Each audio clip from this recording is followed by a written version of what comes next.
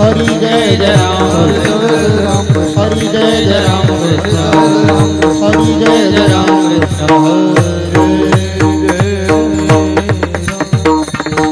रूप पातालो रूप पातालो रूप पातालो रूप पातालो रूप पातालो रूप पातालो रूप पातालो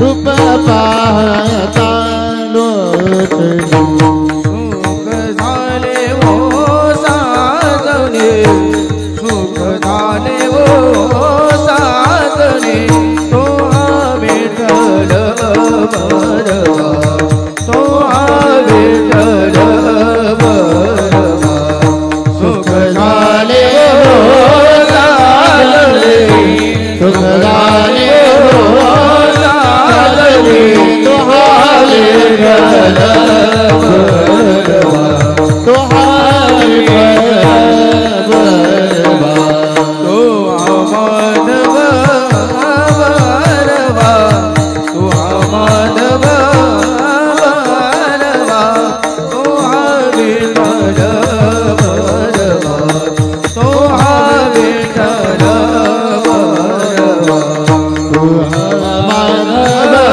बरवा तो माधव बरवा तो विठ्ठल बरवा तो विठ्ठल बरवा बहुत सुकृताची जोडी बहुत सुकृताची जोडी बहुत सुकृताची जोडी बहुत सुकृताची जोडी म्हणून विठ्ठले आवडे म्हणून विठ्ठले आवडे तो विठ्ठल बरवा तो विठ्ठल बरवा म्हणून विठ्ठली आवडले म्हणून विठ्ठली आवडले तो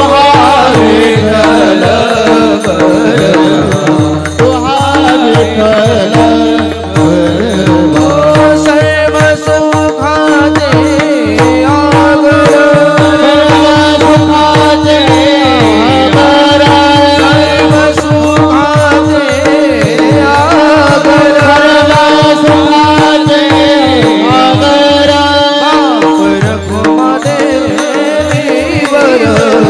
बाप रखुमा देवीवर तो विठ्ठल बरवा तो विठ्ठल बरवा बाप रखुमा देवीवर बाप रखुमा देवीवर तो विठ्ठल बरवा तो विठ्ठल बरवा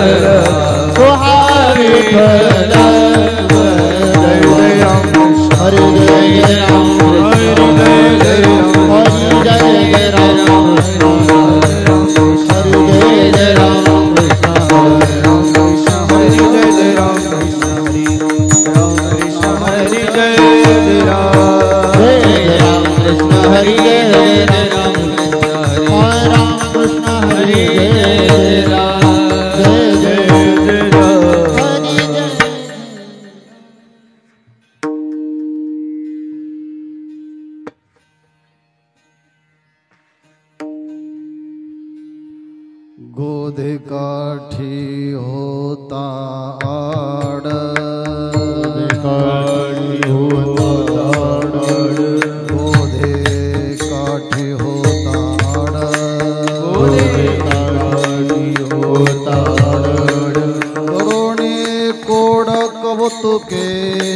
करुणी कोड कवतुके करुणी कोड कवतुके करुणी कोड कवतुके करुणी कोड कवतुके करुणी कोड कवतुके गोधे काठी होता आड गोधे काठी होता आड गोधे काठी होता आड गोधे काठी होता आड करुणी कोड कवतुके करुणी कोड कवतुके करुणी कोड कवतुके करुणी कोड कवतुके करुणी कोड कवतुके करुणी कोड कवतुके देखण्याने एक केले देखण्याने एक केले देखण्याने एक केले आई त्यानेले जीवना पे आई त्यानेले जीवना पे ऐयाने जीवना पे ऐयाने जीवना पे ऐयाने जीवना पे ऐयाने जीवना पे राखोनिया होतो ठाव राखोनिया होतो ठाव राखोनिया होतो ठाव राखोनिया होतो ठाव अल्प जीव लावोनी अल्प जीव लावोनी अल्प जीव लावोनी अल्प जीव लावोनी अल्प जीव लावोनी अल्प जीव लावोनी देखण्याने केले देखण्याने केले देखण्याने केले देखण्याने केले आई त्यानेले जीवना पे आई त्यानेले जीवना आई त्यानेले जीवना पे आई त्यानेले जीवना पे आई त्यानेले जीवना पे आई त्यानेले जीवना पे तुका म्हणे फिटे धनी तुका म्हणे फिटे धनी तुका म्हणे फिटे धनी तुका म्हणे फिटे धनी हे सज्जनी विश्रांती हे सज्जनी विश्रांती हे सज्जनी विश्रांती हे सज्जनी विश्रांती हे सज्जनी विश्रांती हे सज्जनी विश्रांती देखण्याने एक केले देखण्याने एक केले देखण्याने एक केले देखण्याने एक केले आई त्यानेले जीवना पे आई त्यानेले जीवना आई त्यानेले जीवना पे आई त्यानेले जीवना पे आई त्यानेले जीवना पे आई त्यानेले जीवना पे कुमार कुमार कुमार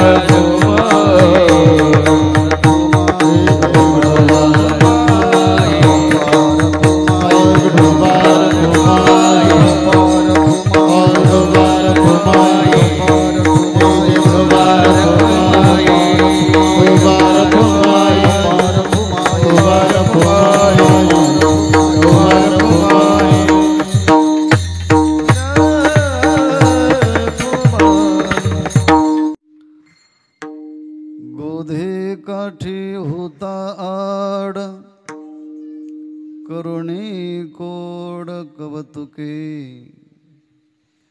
देखण्याने एक केले आई त्यानेले जीवना पे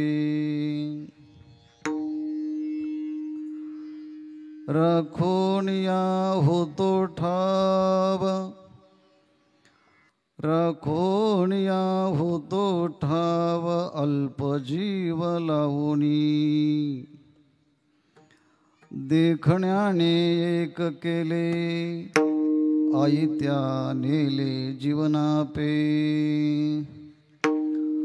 तुका म्हणे फिटे धनी तुका म्हणे फिटे धनी हे सज्जनी विश्रांती देखण्याने एक केले ऐत्या नेले जीवनापे मस्तक हे पायावरी मस्तक हे पायावरी मस्तक हे पायावरी मस्तक हे पायावरी वार करी संताचा वार करी संताचा वार करी संताचा वार करी संताचा वार करी संताचा वार करी संताचा मस्तक हे पायावरी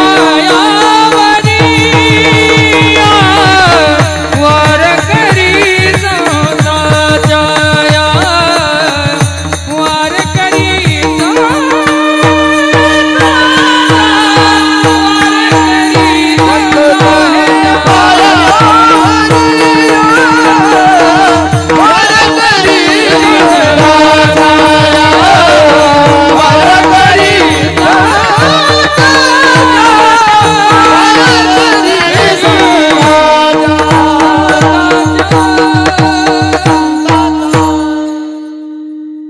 गोधे काठी होताड करुणी कोड कौतुके देखण्याने एक केले ऐत्या नेले जीवनापे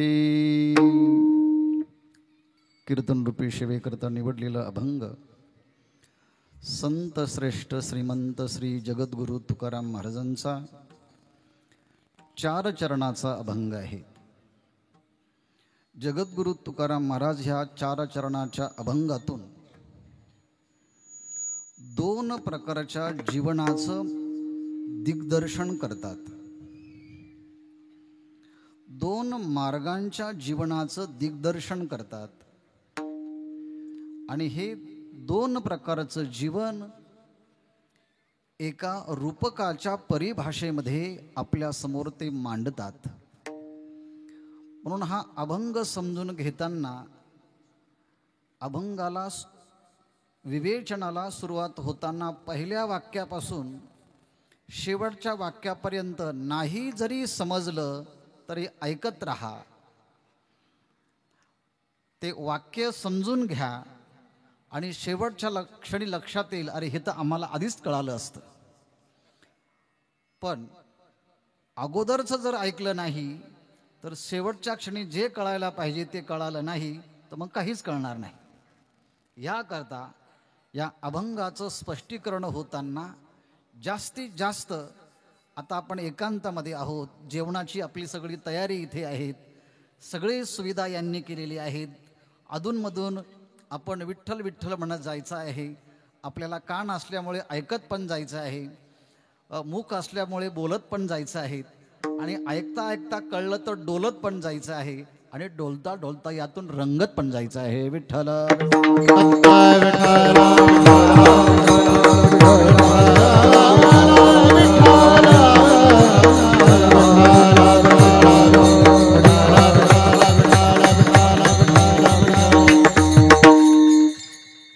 सगळ्या संतांना अगदी ज्ञानेश्वर महाराजांच्या पासून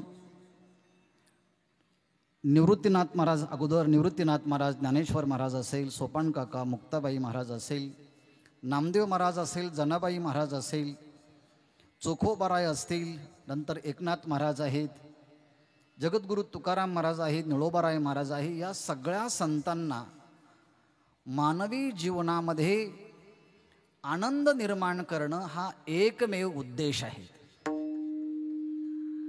आम्ही ज्या ठिकाणी आहोत, जसं जीवन आहोत, जगत आहोत, तशा जीवनामध्ये आमच्या दुःखामध्ये येणारे जे अनेक प्रसंग आहेत ती सोसण्याची ताकद प्राप्त व्हावी आणि सुखाचा अनुभव प्राप्त व्हावा. थोडक्यामध्ये आमच्या जीवनातल्या दुःखाची निवृत्ती व्हावी आणि सुखाचा लाभ व्हावा हा उद्देश असल्यामुळे संत समाजाला ज्या भाषेमध्ये समजत असेल त्या भाषेमध्ये समजून सांगण्याचा प्रयत्न करतात. कधी सरळ भाषेत, कधी अवघड भाषेत, कधी अलंकारिक भाषेत, कधी रूपकाच्या भाषेत, कधी उदाहरणाच्या भाषेत, कोणत्या ना कोणत्या पद्धतीने त्या जीवाला त्याचं आकलन व्हावं आणि स्वरूपाचा बोध व्हावा हा अंतिम उद्देश आहे. विठ्ठल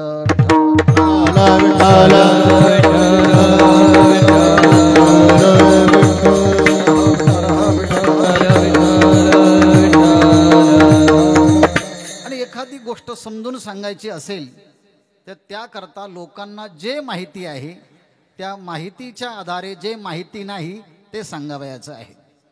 म्हणजे जे सिद्धांत सांगायचा आहे तो सिद्धांत कळण्याकरता दृष्टांत माहिती पाहिजे आणि तो दृष्टांत जसा वक्त्याला माहिती पाहिजे तसा तो श्रोत्याला माहिती पाहिजे.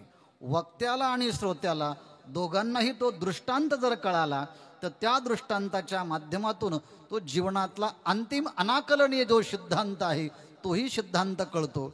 पण सिद्धांत सांगत असताना तो दृष्टांत वक्त्यालाही नाही कळाला, श्रोत्यालाही नाही कळाला आणि सिद्धांत सांगितला, मग ते म्हणतील कशाप्रमाणे कशाप्रमाणे म्हणत असताना पुन्हा दृष्टांत द्यावा लागेल, पुन्हा रूपक द्यावं लागेल, पुन्हा अलंकार द्यावा लागेल, पुन्हा तुमच्या आमच्या अनुभूतीचा जे उदाहरण आहे त्यातून आपल्याला समजून द्यावं लागेल. आणि म्हणून ह्या अभंगात सुद्धा जगद्गुरु तुकाराम महाराज तुम्हा आम्हाला जे माहिती आहे त्या माहितीच्या आधारे जे माहिती नाही त्याचं दिग्दर्शन करतात. विठ्ठल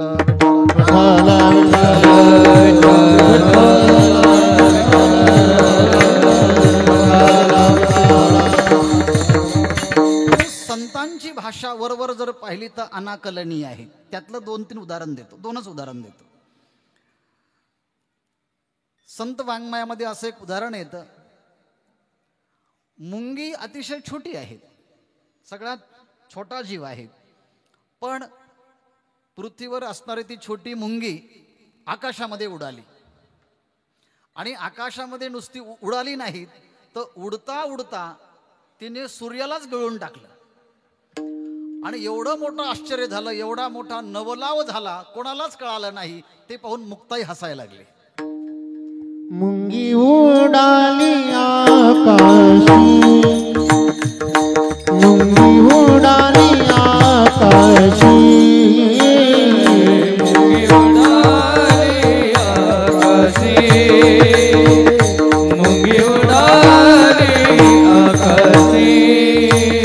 तिने गिळले सूर्यासी, तिने गिळले सूर्यासी, पूर्ण बला बजाला,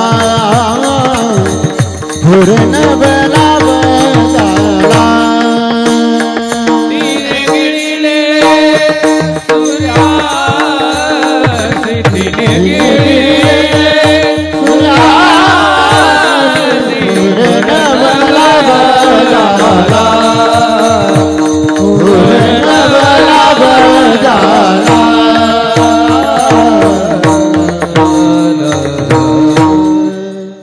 आता हे शक्य आहे का दादा? मुंगी उडाली आणि ती आकाशात उडाली आणि उडता उडता त्यांनी सूर्यालाच गिळून टाकलं. एवढं मोठं आश्चर्य झाल्यानंतर मुक्ताबाई महाराज म्हणतात ते पाहून मला हसू आलं. हे आपल्याला कळत नाही, पण अतिशय छोट्या स्वरूपामध्ये अस्तित्व नसणारी माया ती अज्ञानाच्या स्वरूपामध्ये जेव्हा जीवनामध्ये येते तेव्हा ज्या परमात्म्याचा प्रकाश चंद्राला आहे, सूर्याला आहे, अग्नीला आहे, असा स्वयंप्रकाश असणारा सूर्याला देखील ती माया स्वआश्रया स्वविषया त्याला आच्छादन करते आणि ते ब्रह्म तो ईश्वर जगामध्ये नाहीच असं वाटायला लागतं. म्हणून जणू काही त्या मुंगीने सूर्याला गिळल्यासारखंच आहे अशी एक भूमिका आहे. दुसरे मुंगीचंच उदाहरण दिलं आहे. ते म्हटले ती मुंगी आहे, ती मुंगी व्याली, तिला शिंगी झाली, 17 रांजण भरून गेले, प्याले 12 हत्ती. आम्ही जे बोलतोय ना ते खोटं बोलत नाही, आम्ही खरं बोलतो, पण वर्तमान काळामध्ये तुम्हाला लटकं वाटेल. मुंगी वाली शिशीलाले तिचे दूध किती, 17 रांजण भरून गेले, प्याले 12 हत्ती, 17 रांजण भरून गेले, प्याले 12 हत्ती. तिचे दूध किती,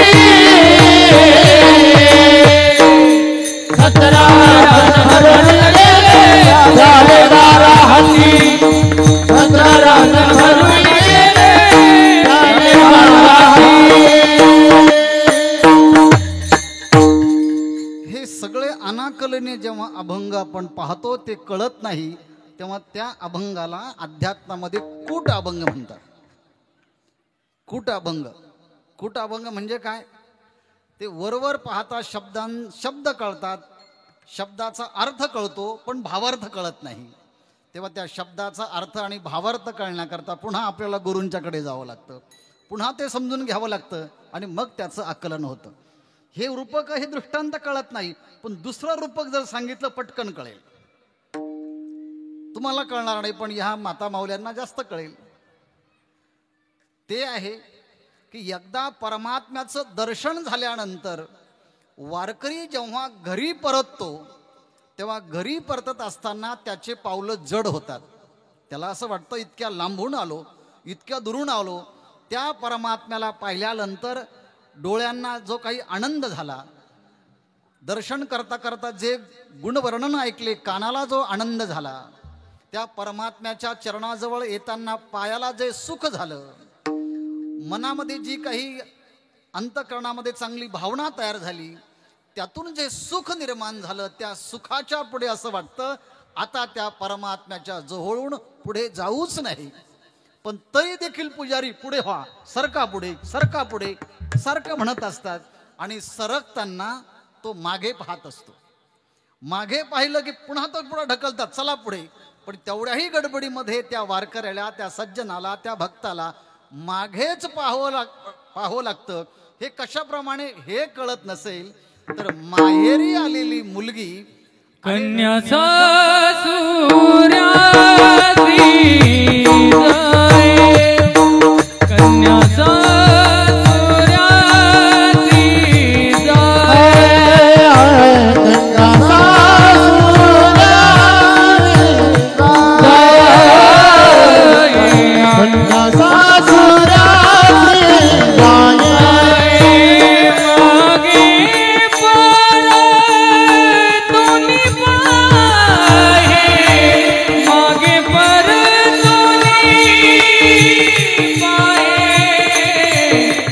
झाले माझ्या देवा, तैसे झाले माझ्या देवा.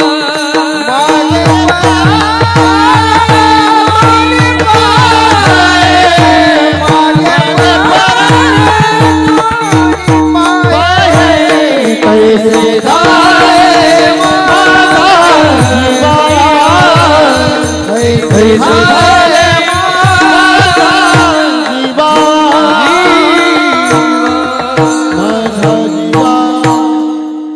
त्या परमात्म्याचा आनंद किती होतो.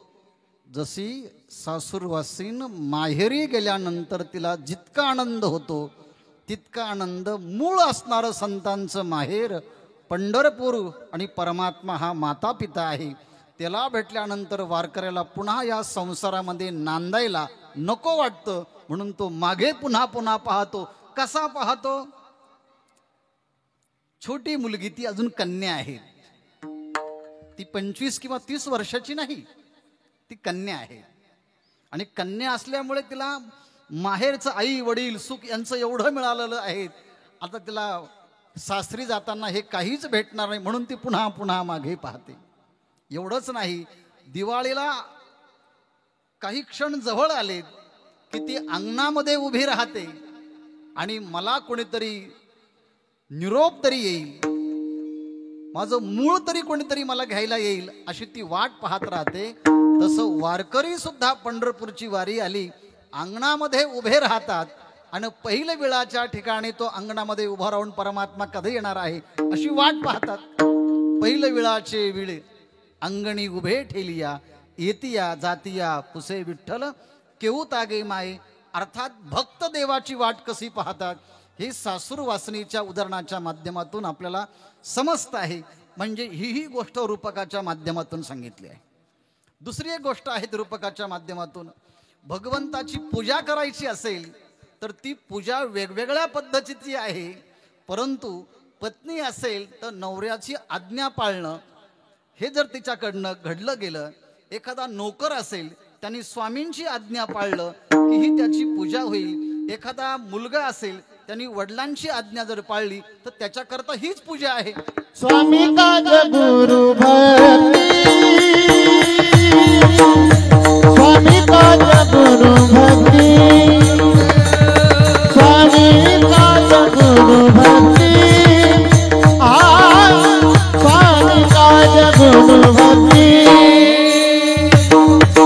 स्वामी काज गुरु भक्ती स्वामी काज गुरु भक्ती स्वामी काज गुरु भक्ती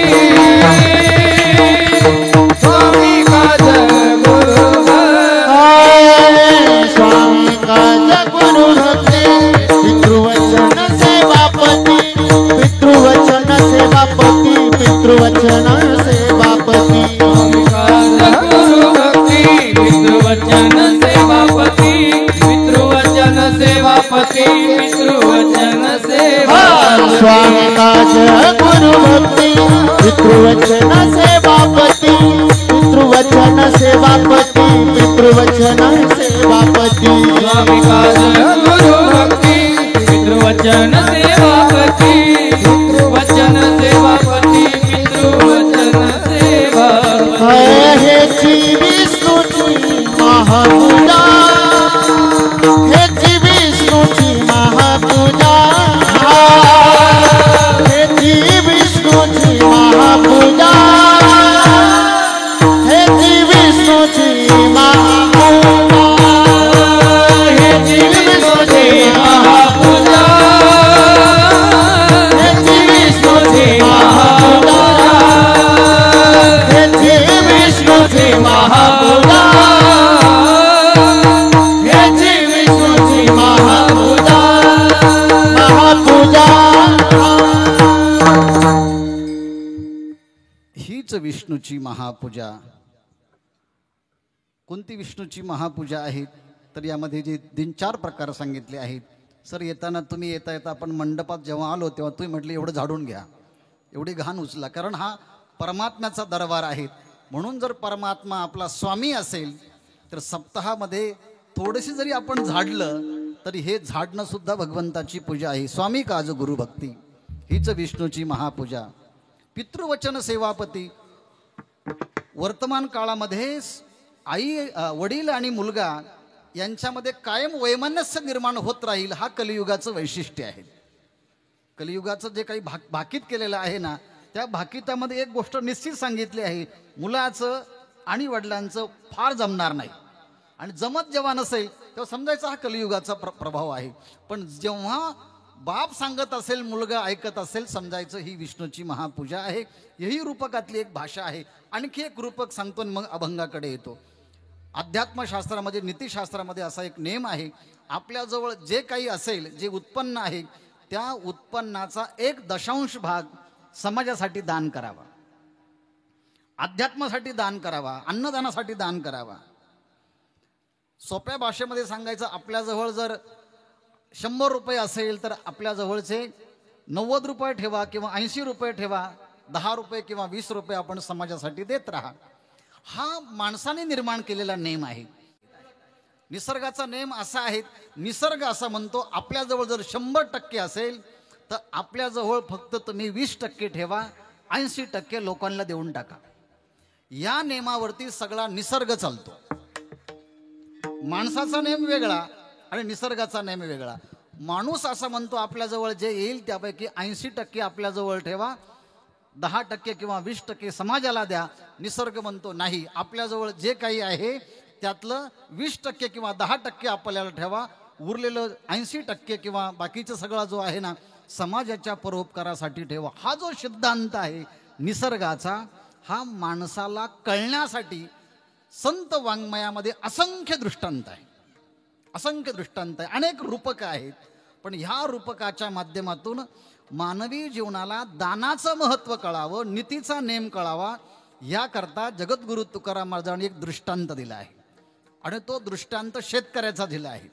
दृष्टांत असा आहे, जमिनीमध्ये आपण जेव्हा बी पेरतो, अरुण भाऊ, जमिनीमध्ये जेव्हा आपण बी पेरतो तेव्हा एक दाणा जमिनीला देतो. आपल्याकडनं जमीन एक धान्याचा एक दाणा घेते, त्याच्या मोबदल्यामध्ये ती जमीन आपल्याला किती दाणे देते? एक देते. एक बीजा केला नाश मग भोगिले कणीस, मग भोगिले कणीस, मग भोगिले कणीस.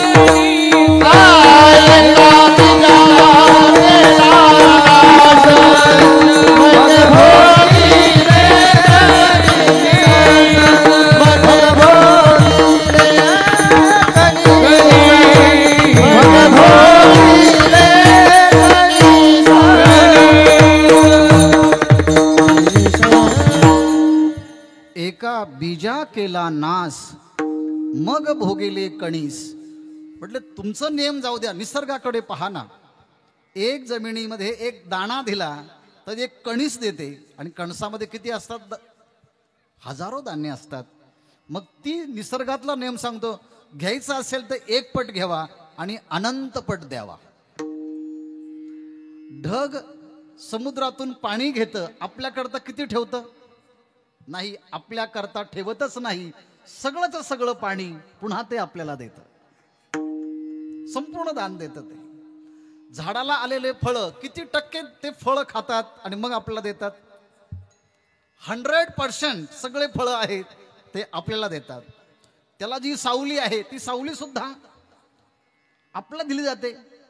गाईला असलेलं जे कासेत दूध आहे ते दूध गाय किती टक्के सांगते मला ठेवा?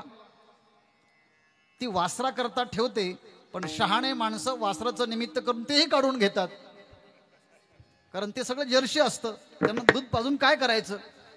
पुन्हा खाटकाला द्यावं लागतं, ते पुन्हा पापच करायचं असतं ना. मग असंही पाप आणि तसंही पाप, पापाची संख्या वाढवायची आहे. माणूस हुशार आहेत ना त्यामुळे. आणि त्यामुळे गाय सुद्धा आपल्या जवळ जे काही आहे ते सगळं द्यायला तयार होत असते. नद्या आपलं पाणी सगळंच सगळं द्यायला तयार होतात. सगळंचे सगळं निसर्गातला नेमच आहे. तुम्ही द्या, तुमच्याकडे पुन्हा येत राहील. परंतु आपण असं आहे, आपण घेतच राहतो, त्यामुळे देतच कोण आपल्याला? म्हणून जितकं आपण देत राहू तितकं आपल्याला येत राहील. या नेमाप्रमाणे हा निसर्गातलाही नेम सांगण्याकरता अनेक रूपक, अनेक दृष्टांत, अनेक उपमा दिल्यात. त्याप्रमाणे संत मानवी जीवनावरती किती मोठा उपकार करतात, त्या उपकाराची मीमांसा या प्रस्तुतच्या अभंगामध्ये आहे. विठ्ठल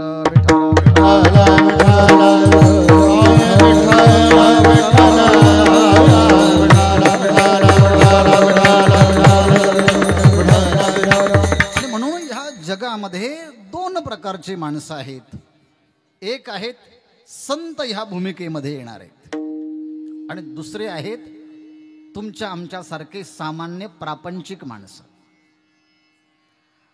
दोघंची दोघंही त्यांच्या त्यांच्या क्षेत्रामध्ये ते परोपकार करत असतात. दोघंही उपकार करत असतात. संसारी जे माणसं असतात ते उपकार करून संसारात कसा वाढेल तिकडे त्याला नेत असतात. एखादा मुलगा रिकामा पाहिला की विचारतात, झालं का लग्न? कधी करायचं आहे लग्न? मग तो विचारतो, आहे का मुलगी? मग असेल तर सांगा. तो जर दयाळू असेल, त्याच्याकडे असेल, तर मग तो पुन्हा त्याच्यावरती उपकार करतो आणि संसारातली एखादी वस्तू त्याला देतो. कधीच भेटली नाही, इतके दिवस झाले नाही, तर मला आळंदीलाच यायचं होतं, नाहीतर कुंभमेळा होताच माझ्याकरता. तिथे मी स्नान करून मोकळा झालो असतो आणि त्या दिगंबराच्या यादीमध्ये माझी यादी लागली असते. बरं झालं तुम्ही माझ्यावरती उपकार केला, आणि त्या उपकाराच्या पोटी मला माझे 2 हाताचे 4 हात केले. म्हणजे संसारिक मनुष्य सुद्धा उपकार करतो आणि संसारातल्याच वस्तू त्याला देत असतो. म्हणजे जो नोकरी असेल तर नोकरी देईल, मुलगी नसेल तर मुलगी देईल, शेतीतली एखादी वस्तू असेल तर वस्तू देईल. आणि म्हणून प्रपंचातला मनुष्य सुद्धा सारखं देत असतो. म्हणून घर जर जवळ असेल तर एखादी गृहिणी सुद्धा म्हणते, आमची भाजी चांगली झाली आहे, ही घ्या. ती सुद्धा ते मोकळं ताट भांड द्यायचं नसतं, म्हणून ती सुद्धा तशी भाजी देत असते.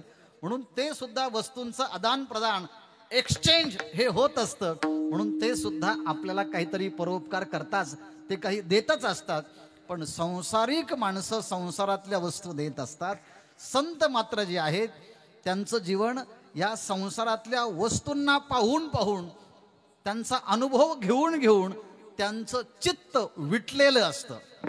जसं एखाद्या कुत्र्याची वांती पाहिल्यानंतर आपल्याला उलटी होते, त्याप्रमाणे या प्रपंचातल्या सुखाकडे पाहून त्यांना वीट आल्यामुळे त्यांना ते नको वाटतं. विठले हे चित्त प्रपंचा पावनी, व मनात मानी बैसले ते, व मनात मानी बैसले. विठले हे चित्त प्रपंचा पावनी, व मनात मानी बैसले ते, व मनात मानी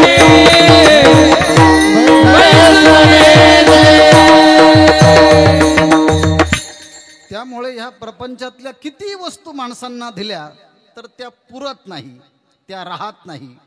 ज्याला दिल्या तो तरी समाप्त होतो, नाहीतर ज्याला दिल्या त्या वस्तू तरी समाप्त होतात, नाहीतर ज्याला दिल्या तो आणि त्या वस्तू दोन्ही समाप्त होतात, किंवा ज्याला दिल्यात त्यालाही पुरत नाही, वस्तूही पुरत नाही आणि तोही पुरत नाही, म्हणजे त्या अपूर्णच राहतात.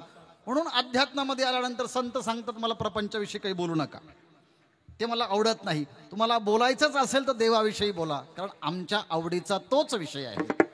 आणि तो विषय असल्यामुळे आम्ही तुम्हाला शाश्वत सुखाचा मार्ग दाखवू, आनंदाचा मार्ग दाखवू. त्या मार्गालाच श्रेयस असं म्हणतात. आणि संसारातल्या वस्तू देणं याला प्रेयस असं म्हणतात.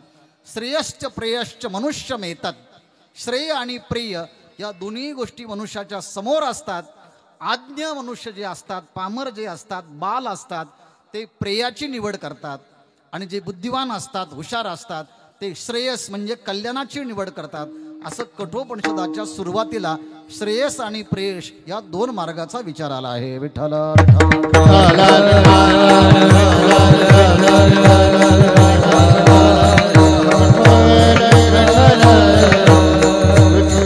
म्हणून उपकार दोघही करतात.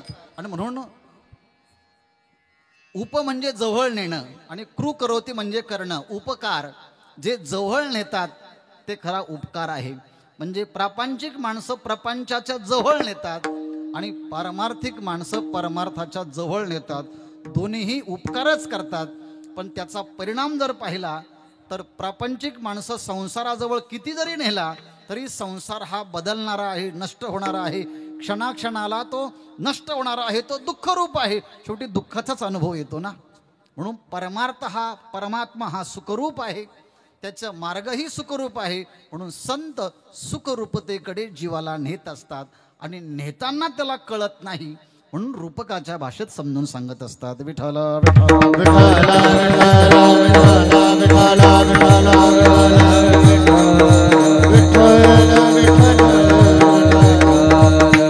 समजून सांगण्याचा पाठीमागचा उद्देश एकच आहे. तो उद्देश इतका सोपा आणि सरळ आहे.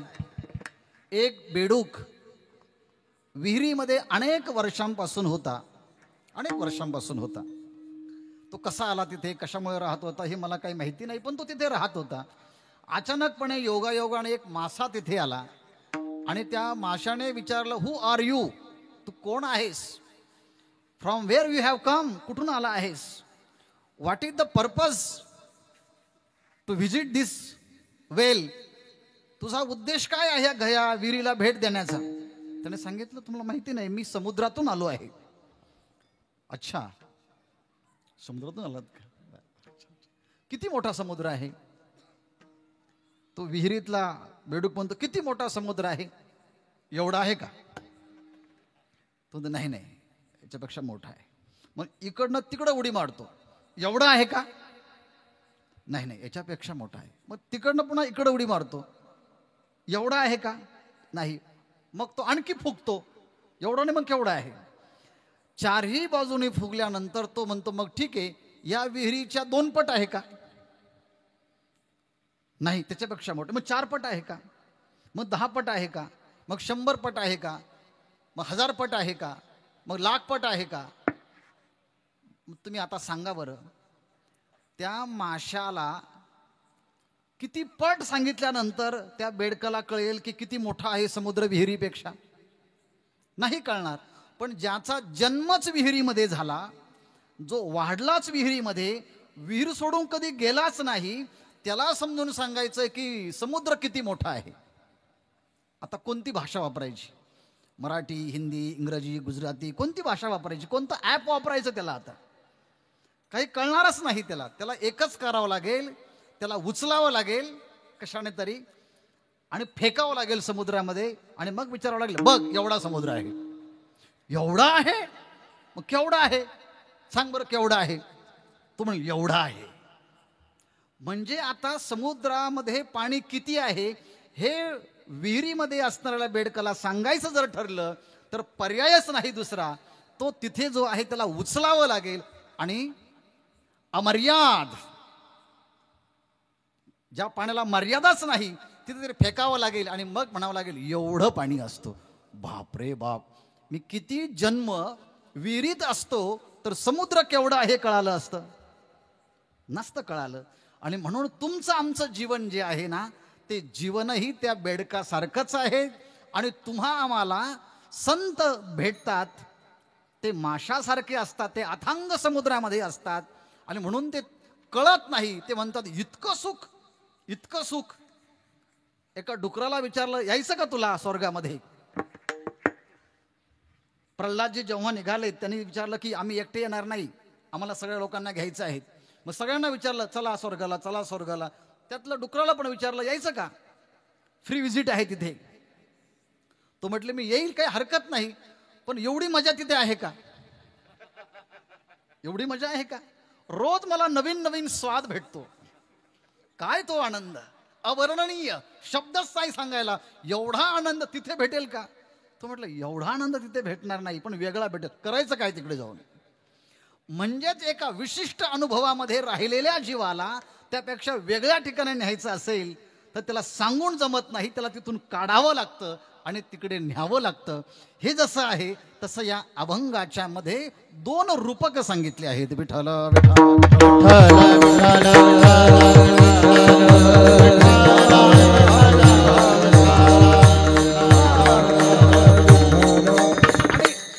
रूपक आहे. मी अभंग घेण्याचं कारण आहे की आपण सर्वची सर्व नाशिक जिल्ह्यामधले आहोत आणि प्रत्येक जिल्ह्यामध्ये काही नद्या वाहत असतात.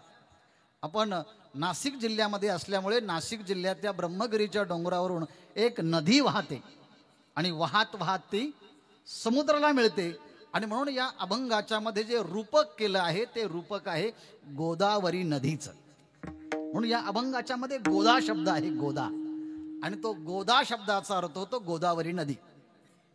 आणि म्हणून हे रूपक समजून घेत असताना ती गोदावरी नदी पूर्वीच्या काळामध्ये ती सारख्या वाहत असायच्या त्या 12ही महिने.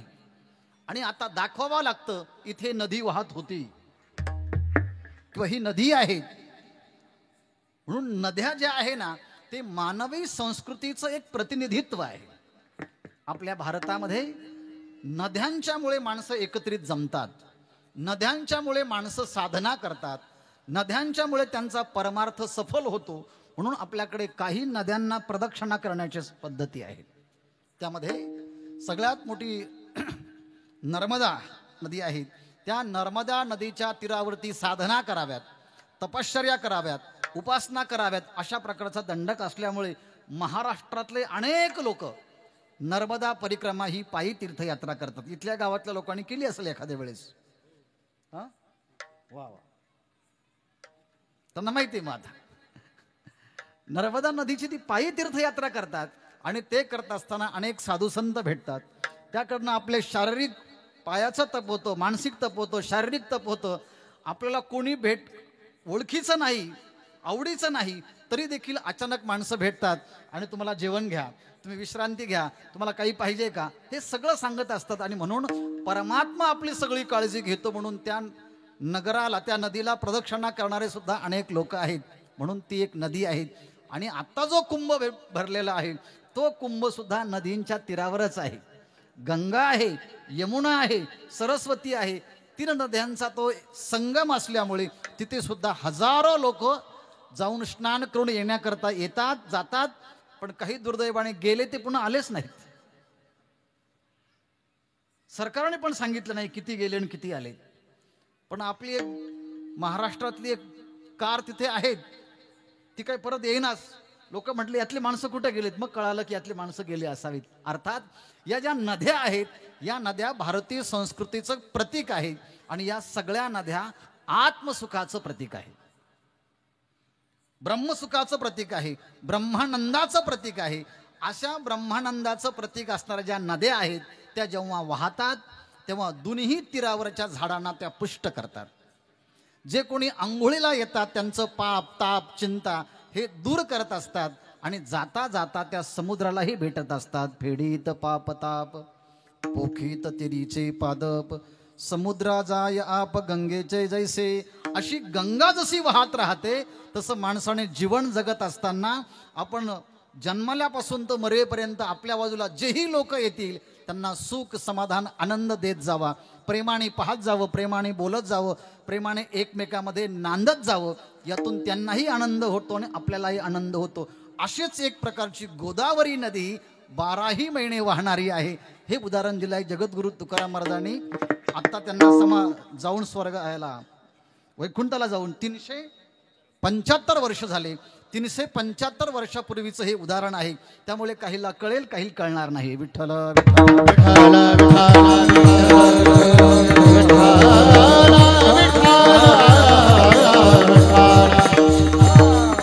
अशी असणारी गोदावरी नदी गावाच्या मधून वाहत होते. तिथे सगळ्यांना पाणी मुबलक आहे, टॅक्स नव्हता.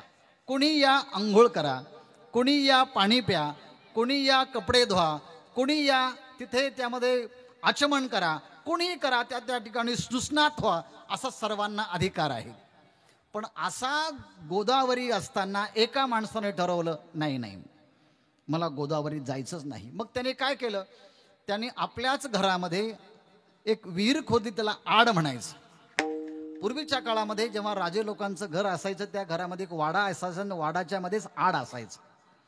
आता तो आड दृष्टी आड झाला म्हणून त्या आडाच्या बद्दल काही बोलायला लागलं की लोक म्हणतात ही आडकाठीच झाली, हे आडवं काय बोलतात. पण हे आडवं नाही, हे आडाच्या संबंधाने बोलतात. पण आड हा दृष्टी आड गेल्यामुळे आता कळत नाही की विहीर घरामध्ये असू शकते का. पण एवढं तरी माहिती आपल्याला, घरात नसते, शेतात तर असते ना, शेतात असते ना. म्हणजे आज जी शेतामध्ये होती पूर्वी ती घरामध्ये सुद्धा असायची. त्याला बावडी म्हणायची, त्याला आड म्हणायचे, ते घरामध्येच होता.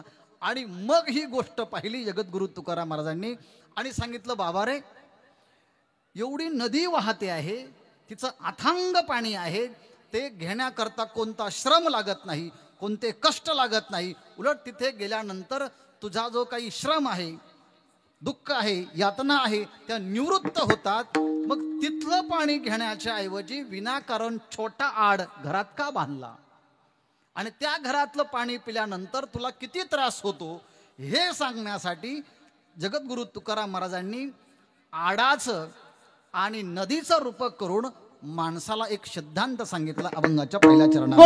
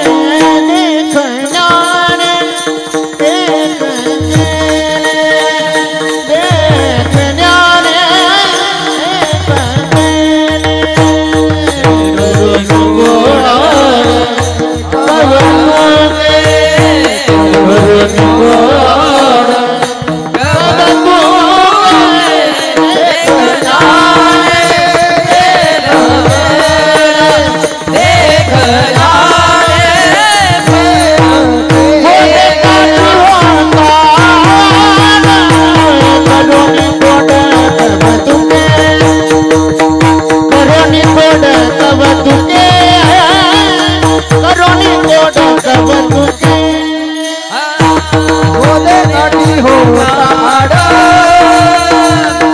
करोनी गोड कवतुके करोनी गोड कवतुके करोनी गोड कवतुके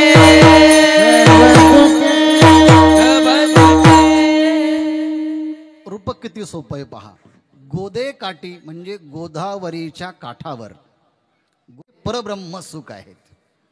निरपेक्ष सुख आहे, निर्वितिशय सुख आहे, योग्यांचं सुख आहे, आत्मसाक्षात्कारी महापुरुषांचं सुख आहे. याचं प्रतीक म्हणजे गोदावरी नदी आहे. आणि एवढं आत्मसुख असताना, नदी गोदावरी असताना तिच्या काठावरती आड खोदला. कशासाठी? पाण्यासाठी. तिथंही पाणी आहे आणि इथंही पाणी आहे. पाणी हे सुखाचं प्रतीक आहे. पाणी हे सुखाचं प्रतीक आहे. परंतु नदीच्या त्यामध्ये असणारं पाणी ते सुख जे आहे ते अमर्याद आहेत. आणि आड छोटा आहे. पूर्वीच्या काळात ते आड खूप छोटे असायचे, विहिरी खूप मोठ्या आहेत. आणि त्या छोट्या विहिरीमध्ये सुद्धा काय आहे? पाणीच आहे. पण आता माझ्याकडे पहा, कल्पना करा. ती कल्पना करताना तुम्हाला जेवढ्या कल्पना करता येईल तेवढ्या कल्पना करा विहिरीच्या संबंधाने. पण मी जेव्हा बोलेल मी त्या आडाच्या संबंधानेच बोलेल. तुम्ही लावून घ्यायचं नाही, माझ्यासाठी आहे, याच्यासाठी आहे, यांना माझ्याबद्दल काही माहिती, मला काहीच माहिती नाही, मला कोणाचंच काही माहिती नाही, अजिबात माहिती नाही. मी फक्त आडाच्या बद्दल बोलणार आहे. मी फक्त आडाच्या बद्दल बोलणार आहे. म्हणून कोणीही मी सांगत असताना मला आड यायचं नाही, कारण मी आडाच्या बद्दल बोलणार आहे. विठ्ठल विठ्ठल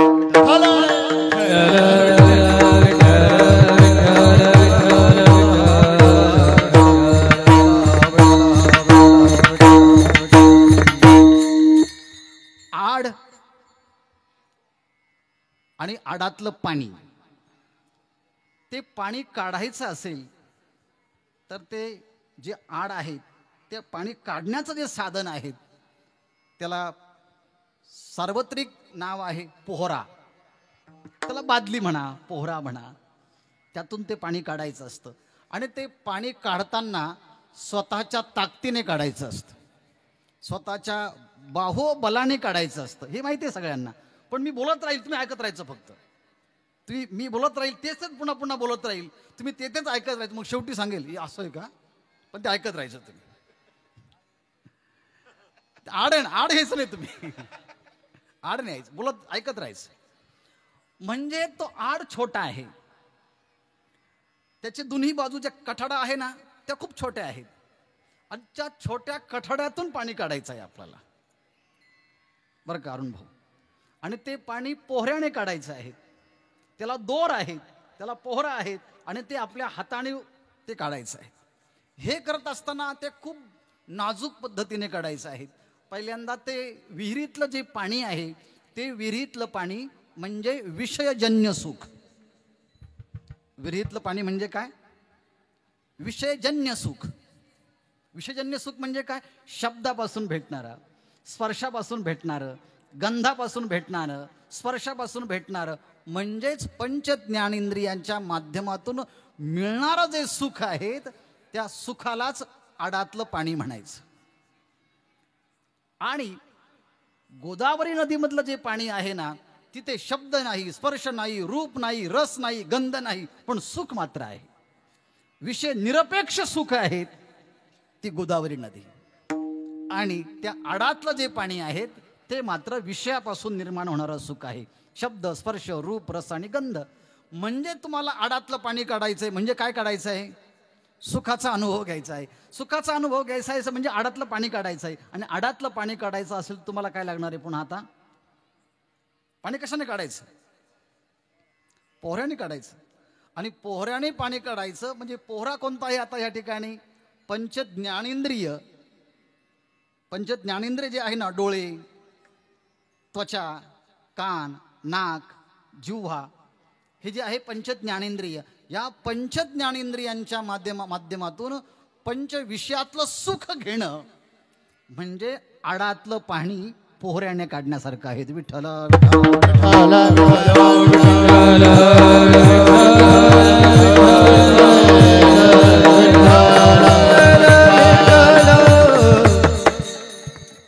हे तर आम्हाला पण माहिती पोऱ्यातनं पाणी काढायचं, पण मला पुढे बोलू दे ना, पुढे बोलणार आहे मी, तुम्हाला सांगणार आहे, फक्त आड यायचं नाही.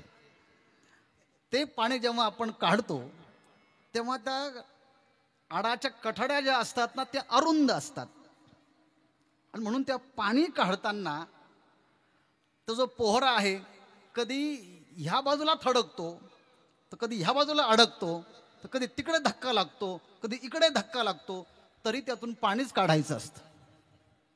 आणि काढता काढता कधी कधी तो पोहरा चेंबतो. इकडं धक्का लागला इकडनं चेंबतो, तिकडनं धक्का लागला तिकडनं चेंबतो, इकडनं धक्का लागला इकडनं चेंबतो, तिकडनं धक्का लागला तिकडनं चेंबतो, पण तरी म्हणतो मला पाणी काढायचंच आहे, आडातलं पाणी काढायचंच आहे, आडाचं पाणी काढायचं आहे. असं करता कधी कधी असं होतं एखाद्या धक्क्याने त्याला छिद्रच पडतं. कशाला? पोहराला छिद्र पडतं. आणि पोहराला छिद्र पडल्यानंतर पुन्हा म्हणतं नाही पाणी काढायचंच आहे, पाणी काढायचंच आहे. आणि म्हणून कधी कधी असं इतकं पाणी काढून असं होतं की कधी कधी आता जन्माला आलेल्या मुलालाच चष्मा लागतो. म्हणजे अजून पाणी काढलंच नाही तरी ह्या पोराला आधीच छिद्र पडलं. कधी कधी माणसं एवढे ऐकतात ते बहिरे होतात. समजायचं की पाणी काढता काढता चमला तो पोहरा बोलू नका तुम्ही, फक्त ऐकत राहा तुम्ही. म्हणजेच काय आहे, त्या पोहऱ्यातनं पाणी काढायचं आहे ना, आणि त्यामुळे कधी कधी इकडनं छिद्र पडतं, कधी तिकडनं छिद्र पडतं, कधी तिकडनं छिद्र पडतं, कधी तिकडनं छिद्र पडतं. मग माणसं म्हणायला लागते आता काही पचन होत नाही बरं का, आता गुडघे दुखायला लागलेले आहेत, आता मानस दुखायला लागलेली आहेत, आता कंबरच दुखायला लागली आहे, आता फार चालणं होत नाही, आता फार फिरणं होत नाही. समजायचं की पाणी काढून काढून काढून काढून ह्या पोऱ्याला आता छिद्र पडलेले आहेत. तरी पण पाणी काढायचंच आहे, आम्हाला पाणी पाहिजेच, पाणी काढायचंच आहे. मग अशा वेळेस त्या पोहऱ्याला डागडुजी करावी लागते. डागडुजी करावी लागते म्हणजे काय, त्यातलं पाणी पुन्हा बाहेर निघू नये म्हणून काय केलं जातं, आम्ही कधी शेवटपर्यंत मरेपर्यंत म्हातारे दिसूच नाही म्हणून डागडुजी करून केसांना काय केलं जातं सर, ड्राय केलं जातं. काय असेल ते मला माहित नाही. म्हणजे म्हाताऱ्या माणसांना सुद्धा तुम्ही म्हातारे म्हटलं तर मी काय म्हातारा दिसतो का? मी एखाद्या आजीला म्हटलं काय आजी कसं काय, मी काय आजी काय वाटतं का काय, मग मॅडम म्हणूया. हा, म्हणजेच हा जो पोहरा आहे पाणी काढून काढून इतकं कधी चेंबतं, म्हणून पूर्वीच्या काळामध्ये ते पाणी काढताना तिथं ते हे लावायचे, त्याला साबण लावायचे, कधी कधी तो काय मेन लावायचे, कधी जे डांबर लावायचे, पण त्या पोहऱ्यातनं पाणी काढायचेच. तसं दात पाडल्यानंतर पुन्हा दात बसवायचे, पण खायचंच. म्हणजे त्या पोहऱ्याची डागडुजी करायची. आणि हे करत असताना कधी इकडं लागतं, कधी तिकडं लागतं, कधी तिकडं लागतं. आणि म्हणून तो कधी पोहरा त्यातून पाणी छिद्र बाहेर पडतं, कधी डागडुजी करावी लागते. कधी असं होतं की तो फक्त पोहरा नावालाच राहतो, त्यातून पाणी येतच नाही, पण तरी देखील लोक पाणी काढण्याचा प्रयत्नच करतात, कारण त्यांना आडातून पाणी काढायचं आहे ना. आणि म्हणून असं होता होता होता कधी कधी असं होतं त्या आडाचंच पाणी संपून जातं. आडाचं पाणी संपून जातं, होतं का नाही, कधी कधी आडाचं पाणी राहत नाही. आणि पावसाळ्यामध्ये आडाला इतकं पाणी येतं ते आड भरून व्हायला लागतो. पण मग लोक म्हणतात बघा आमच्या आडाला किती पाणी आहे, तुमच्या आडाला तर पाणीच नाही. आपण हो तुमचा आड तसा मोठा आहेच, तुमच्या आडाचं काय सांगायचं, तुमच्या आडाला पाणीच आहे म्हटले. आमच्या आडाला नसलं तर तुमच्या आडाला पाणी आहे. म्हटलं आमच्या आडाला पाणी, पण आमचा पोहरा तुटला आहे, फाटलाय, काय करायचं आता. ते म्हटले मग आता पाहत राहा फक्त. पण तरी देखील त्या आडातलं आणि पोहऱ्यातलं पाणी काढण्याचे माणसं प्रयत्नच करतात. किविलवाणी आहे ना, पण बाजूला गोदावरी नदी आहे, तिकडे तुम्ही का जात नाही. नाही म्हणजे आमचा आड बरा आहे. करोनी कोड कौतुके, आपल्याच आडाचं कौतुक, आपल्याच पोहऱ्याचं कौतुक, आपल्याच पाण्याचं कौतुक हे माणसं करत असतात. विठ्ठल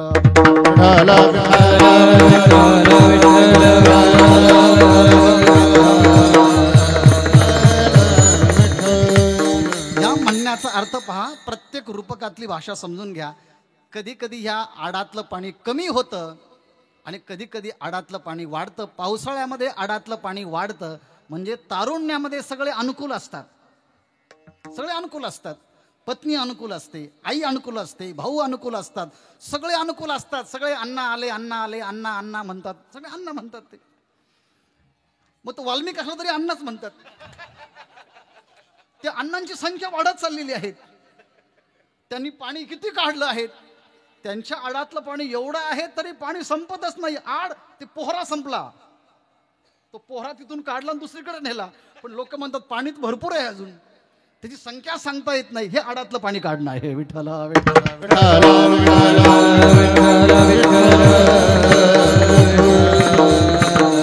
म्हटले ह्या आडात पाणी एवढं आहे तर या आडाचा जो आड आहे त्यात किती पाणी असेल, आकाच्या आकात किती पाणी असेल. म्हणजे हे आडातलं पाणी काढण्यासारखंच आहे सगळं. विठ्ठला विठ्ठला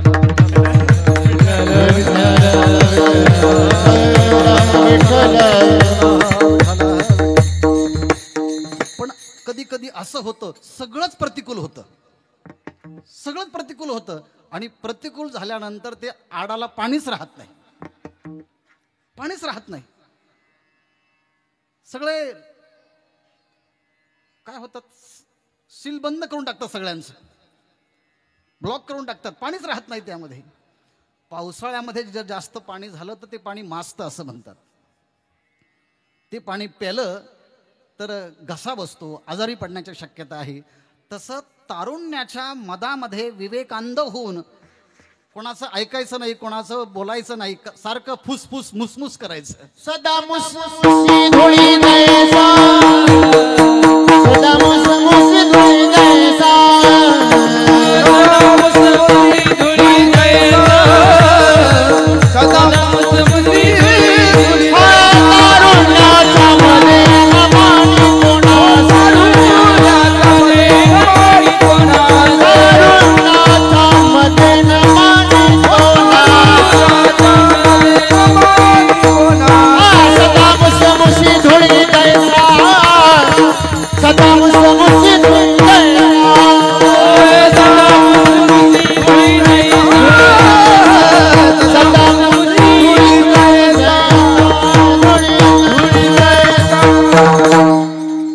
अशी जेव्हा अवस्था आली असेल तेव्हा समजायचं की आता त्या आडाला पाणी वाढलं. आता आडाला पाणी वाढलं, मग तो कोणाचं ऐकत नाही, कोणाचं मान्य करत नाही. मग तो वडिलांच्या विरुद्ध, आईच्या विरुद्ध, गुरूंच्या विरुद्ध, समाजाच्या विरुद्ध जातो आणि सगळ्या प्रयत्नाने तो पाणी ओढण्याचा प्रयत्न करतो. दुसरी एक बाजू, मी मगाशी म्हणालो की ते पाणी काढणं आपल्या बाहुबलावरती अवलंबून असतं. विषयाचं सुख प्राप्त करण्याकरता हुशारी लागते, बुद्धिमत्ता लागते. अडाणी माणसाचं काम नाही ते पाणी काढणं, अतिशय हुशारी लागते. पण हुशार असणारे माणसं सुद्धा कधी कधी ते त्यांचा तो पोहरा काढताना इकडं थडकतो, इकडे अडकतो, तिकडे अडकतो, गडबड होण्याची शक्यता आहे. कधी कधी कधी तो पोहरा पाणी काढता काढता एवढा झिजून जातो, दोरच झिजतो तो आणि लोकांना कळतच नाही दोर किती झिजला आहे आपला. म्हणजे एक दोरही झिजतो, पोहराही तिकडे इकडे तिकडे तो खराब होतो, पण तरी त्याला पाणी काढण्याचा प्रयत्न काही लोक सोडत नाही. पण दुसऱ्या बाजूला एक आहे, जेव्हा अशा प्रयत्न जेव्हा होतो तेव्हा पाणी काढण्याचा प्रयत्न केला जातो, तेव्हा प्रयत्न जास्त करावे लागतात, पाणी काहीच राहत नाही. आणि हे इकडे तिकडे लागून कधी कधी त्या आडाच्या ज्या काही विटा आहे ना त्या निघतात ना, इकडे लागून तिकडे लागून तिकडे लागून, मग डागडुजी करावी लागते. बरं का, ऐकताय ना तुम्ही? हे मी काय सांगतो आहे, आडाच्या बद्दल बोलतो आहे. पाणी काढता काढता इकडे एखादी वीट निघते, तिकडे वीट निघते, पुन्हा ती डागडुजी करावी लागते. म्हणजे पाणी काढण्यासाठी विहीर बांधलेली असते, पण पाणी जेव्हा काढता येत नाही तेव्हा घटस्फोट होतो. घटस्फोट होतो म्हणजे काय, त्या आडाची एखादी वीट निघते आणि डागडुजी केल्यानंतर मग पुन्हा दुसरी वीट बसावी लागते तिथे. आणि जरी दुसरी वीट बसवली तरी लोक म्हणतात नवीनच वीट दिसते बरं, काही ते पहिल्यासारखी नाही दिसत ती. म्हणजे तुम्ही आता त्या आडाची डागडुजी किती करणार? कधी विटाच निघेल, कधी दोरच तुटेल, कधी पोहराच संपेल, कधी पाणीच नाहीसं होईल. तिसरा दोष असा असतो, त्या आडाच्या भोवती आजूबाजूला जर खूप खराब पाणी असेल आणि ते पाणी एकदा आडात जर गेलं आणि ते आडाचं पाणी जर प्यालो तर पिणारा विषयुक्त ते पाणी होत असतं. म्हणून ज्याचा आड आहे ना त्याच्या आडाला गटारी जास्त नसावे बाजूला, नाहीतर आड असा आहे ना आडाच्या सगळ्या बाजूला गटारी आहे तर गटारीतच पाणी त्यात येईल, सगळे दोष येतील. आणि म्हणून आड असताना आपल्या विहिरीच्या आडाच्या भोवती जर चुकीचे आड असेल तर त्यातलं सगळं पाणी त्यात येतं आणि चांगला मनुष्यही एखाद्या प्रसंगात अडकतो. तो जरी म्हटलं माझा काही संबंध नाही, माझा काही संबंध नाही, मी निर्दोष आहे, हो माझा थोडा दुरान्वय संबंध नाही असं जरी म्हणत असले तर लोक म्हणतील तुमच्या आडाच्या भोवती किती नाले आहेत, त्या नाल्याचा संबंध डायरेक्ट तुमच्याशी येतो ना, नाल्याचा संबंध डायरेक्ट तुमच्याशी येतो. ते म्हटले माझा काही संबंध नाही तसा, पण पाणी तर आलं आहे तिथं. पण तरी देखील माणसं त्या आडाला काही सोडत नाही. उलट जगद्गुरु तुकाराम महाराज म्हणतात गोड कौतुके करीतो, गोदे काठी होता आड करुणी कोड कौतुके. तरी म्हणतो आमचा आड म्हणजे आडच आहे, आमचा पोहरा म्हणजे पोहराच आहे, आमच्या त्या काय विटा आहेत त्याला चांगल्या छान छान. म्हणजे आपल्या प्रपंचाचंच आयुष्यभर तो कौतुक करत राहतो. शब्द स्पर्श रूप रस गंध याच्या पलीकडे जाऊन जे परमात्म सुख, जे आत्मसुख आहे, जे निरपेक्ष सुख आहे, या सुखाकडे कोणी जायला तयार नाही. म्हणून संतांना त्यांची कीव आली, अरे हे लोक बुडत आहे बरं का, दुःखात बुडत आहे, यांना बाहेर काढलं पाहिजे. म्हणून ते गोदावरीच्या तीरावरती आत्मसुख असताना ते घेण्याच्या ऐवजी प्रपंचामध्ये तुम्ही का राहत आहात, का राहतात, तुम्ही बाहेर निघा, तुम्ही बाहेर निघा. गोदे काठी होता आड, तो आड होता, पण माणसं प्रपंचाचंच कौतुक करतात. काय माझा मुलगा आहे, काय माझी मुलगी आहे, काय माझी सून आहे, काय माझी पत्नी आहे, काय माझं घर आहे, काय माझ्या बोरी आहे, काय माझ्या बावळी आहेत. तुमच्या बाबळीसारख्या तुमच्याच बाबळी, तुमच्या बोरीसारख्या तुमच्याच बोरी. अरे पण किती कौतुक करायचं, किती कौतुक करायचं, करोनी कोड कौतुके. आपल्याच गोष्टींचं, संसारामध्ये असलेल्या गोष्टींचं कौतुक करायचं. पण ह्यापेक्षा नश्वर वस्तूंचं कौतुक करण्यापेक्षा पारमार्थिक वस्तूचं कौतुक करावं. म्हणून एखादा शहाणा मनुष्य येतो, शहाणा म्हटल्याप्रमाणे एखादा मासा येतो आणि त्याला तिथून काढतो, अरे इथे अडकतोच काय रे. म्हणून जो देखणा आहे तो देखणा येतो आणि त्या आडातून त्या माणसाला बाहेर काढतो.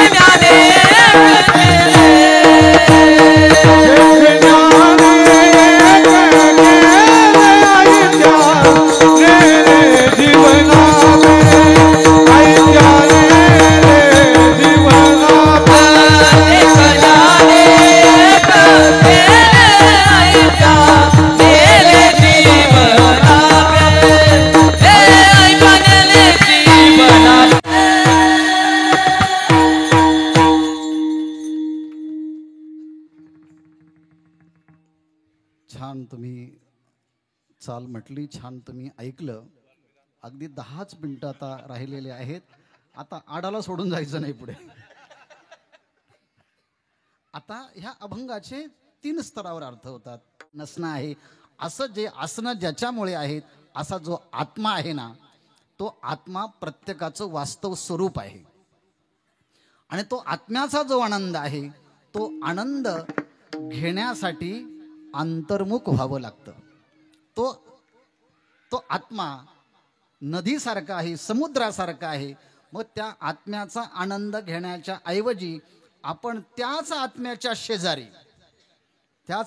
शेजारी तो आत्मा सगळ्यांच्याच अंतःकरणामध्ये आहे. सर्वांच्या हृदयी देशी मी अमुका आहे ऐसी, जी बुद्धेस्पुरे अहर्निशिते वस्तुगामी, सर्वा घटी राम देहादेही एक, सूर्यप्रकाशक सहस्र रश्मी, असा असणारा जो आत्मा, तो आत्माच गोदावरी नदी आहे. आणि त्या गोदावरी नदी म्हणजे आत्म्यामध्ये सुस्नात होण्याच्या ऐवजी त्याच आत्म्याच्या बाजूला आपण शब्द, स्पर्श, रूप, रस आणि गंध या पंचविषयाचा आड तयार करतो. आणि या आडाच्या माध्यमातून पंच विषयजन्य सुखाचा अनुभव घेतो इंद्रियांच्या माध्यमातून. आणि हे घेता घेता आपला पोहरा कधी इकडे तिकडे थडकून त्याला छिद्र पडतात, त्याला भेगा पडतात, त्यातलं पाणी नाही, कधी कधी नाहीसं होतं, कधी पाणी वाढतं, कधी पाणी कमी होतं, कधी विटा निघतात. म्हणजे विटा निघतात म्हणजे काय, पाणी काढता काढता तुम्हाला जर पाणी नाही काढता आलं तर प्रपंचातले संबंध बिघडतात, मित्रांचे संबंध बिघडतात, घराघराचे संबंध बिघडतात. समजायचं आहे प्रपंचातला आनंद घेताना तुम्हाला घेता आला नाही म्हणून बिघडलं.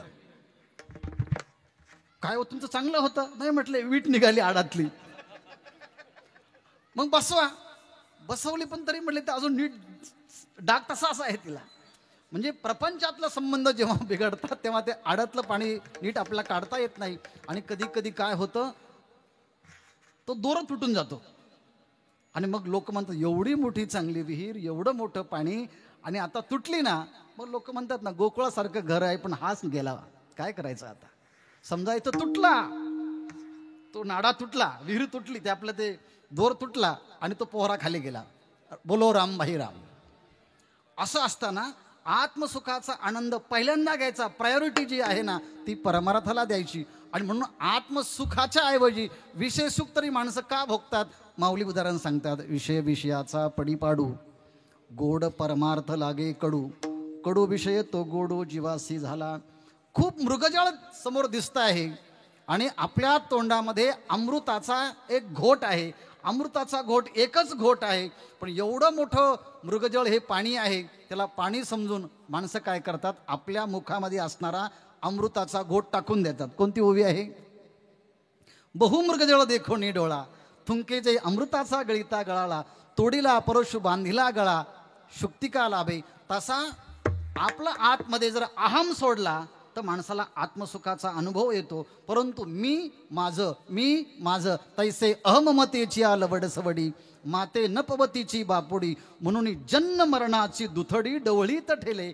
असा असलेला जो जीव आहे त्या जीवाकडे पाहून संतांना कौतुक वाटतं, त्यांना दया येते. आणि दया आल्यामुळे ते जवळ येतात. आणि जे जवळ येतात ते संत, त्या संतांना या ठिकाणी शब्द वापरला आहे देखणा. देखणा म्हणजे सौंदर्ययुक्त, ज्यांचे नाक, डोळे, कान, हात, पाय जसे असायला पाहिजे, जेवढे असायला पाहिजे, जिथे असायला पाहिजे तसे असतात. मग लोक म्हणतात तो नाक, डोळे नीटस आहे, चांगला आहे, हुशार आहे, देखणा आहे. म्हणजे खरा सौंदर्ययुक्त कोण आहेत, शरीराचं सौंदर्य तर जाणारं आहे, पण ज्याला परमात्म्याचं दर्शन झालं आहे तो खरा देखणा आहे. आत्मयाच्या ठाई देखी जे देहीचा धर्म देही, ऐसे देखण्याचे पाही आन आहाती. आत्मा हा आत्म्याच्या ठिकाणी आहे, देहाचा धर्म वेगळा आहे, मी आत्मा आहे असा जो ओळखतो ना तो देखणा आहे. आणि जे माणसं देखणे असतात ना त्यांच्याकडे सारखे लोक पाहत असतात, जाताना पाहतात, येताना पाहतात, इकडे पाहतात, तिकडे पाहतात. चांगलं आहे म्हटलं, छान आहे. देखणे आहे ते पाहतच असतात, परंतु या कातड्याच्या सौंदर्याकडे पाहण्यापेक्षा ज्ञानेश्वर महाराज सांगतात आत्मसाक्षात्कार ज्यांना झाला आहे ना ते खरे सौंदर्ययुक्त आहे, म्हणून त्यांच्याकडे पहा. पुन्हा पुन्हा पाहत राहा, पुन्हा पुन्हा पाहत राहा. कशाप्रमाणे पाहत राहा? विषयासक्त मनुष्य आपल्या आवडीच्याकडे जसा पुन्हा पुन्हा पाहत राहतो, तसं आत्मक साक्षात्कारी महापुरुषांच्याकडे जवळ जाऊन पहा. ते नका बोलू द्या, फक्त तुमची दृष्टा नजरानजर होऊ द्या.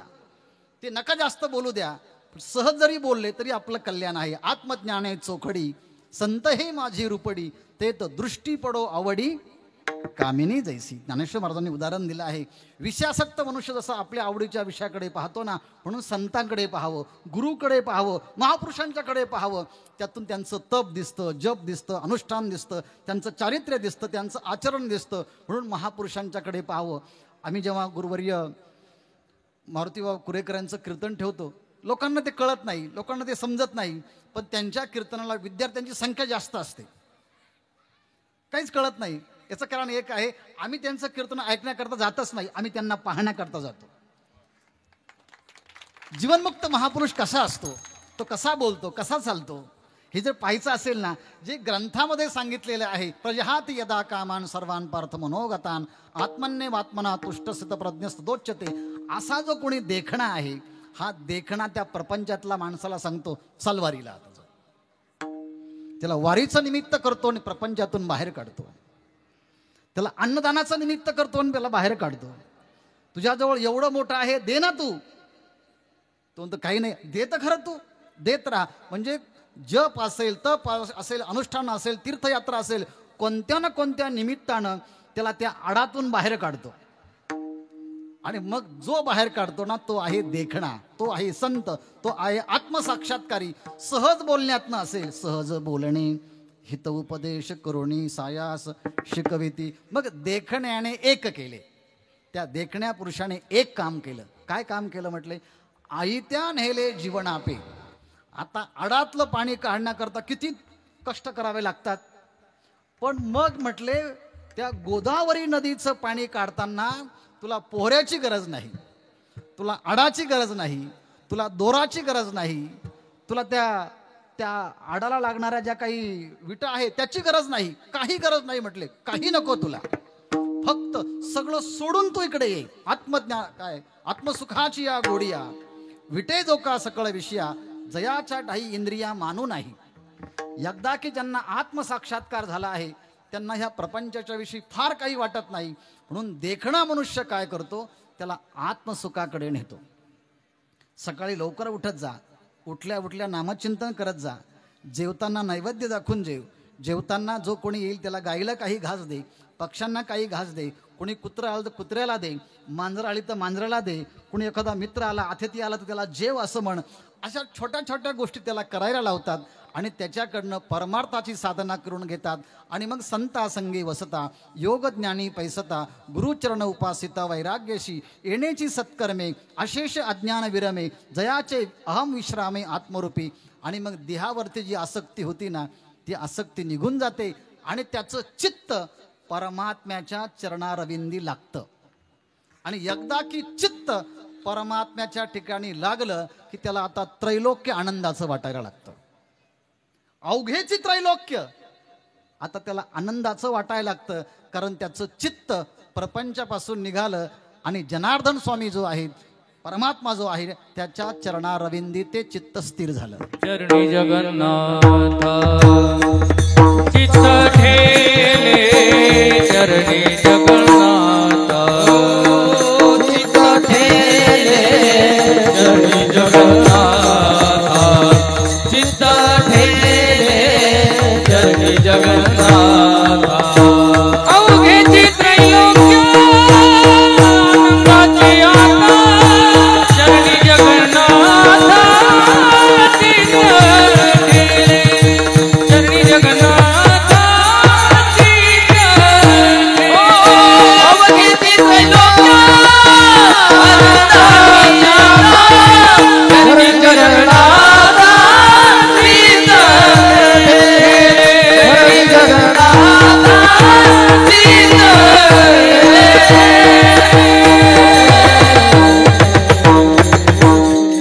देखण्याने एक केले. त्या देखण्या सद्गुरूने, देखण्या संताने, देखण्या महात्म्याने एक केलं. आयत्या नेले जीवनापे. जे आयत आहे, जे सहज आहे, जे स्वयंसिद्ध आहे, जे परिपूर्ण आहे, असं जे आत्मसुख आहे, त्या आत्मसुखाची झलक लागली, जो आनंद झाला, त्यामुळे तो आता जागृती, स्वप्न, सुषुप्ती याच्या पलीकडे तो गेला.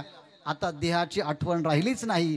देह असला तरी आनंद, देह नसला तरी आनंद. यालाच म्हणतात देहेची विधी हो गोदाशा देहीच्या विधी, हो गोदाशा देहीच्या विधी, हो गोदाशा देहीच्या विधी.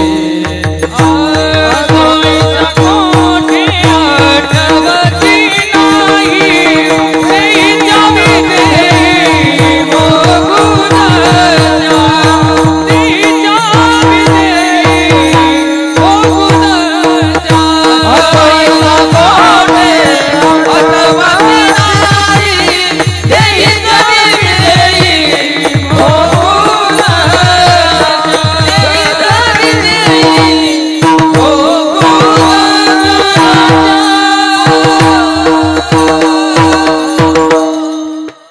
देखण्या पुरुषाने त्याला आडाच्या बाहेर काढलं आणि गोदावरी नदीच्या आत्मसाक्षात्काराच्या उत्तुंग व्यापक असणाऱ्या महासागरामध्ये नेलं. आणि तेवढ्या शहाणपणाकडे नेल्यानंतर त्याला आपल्या पूर्वीच्या जीवनाची आठवण झाली आणि तो आपल्याच जीवनाकडे हसायला लागला. तिसऱ्या चरणामध्ये राखोनिया होतो ठाव, राखोनिया होतो ठाव, राखोनिया होतो ठाव, राखोनिया होतो ठाव, राखोनिया होतो ठाव, राखोनिया होतो ठाव, राखोनिया होतो ठाव, राखोनिया होतो ठाव, राखोनिया होतो ठाव, राखोनिया होतो ठाव, राखोनिया होतो ठाव, राखोनिया होतो ठाव, राखोनिया होतो ठाव, राखोनिया होतो ठाव,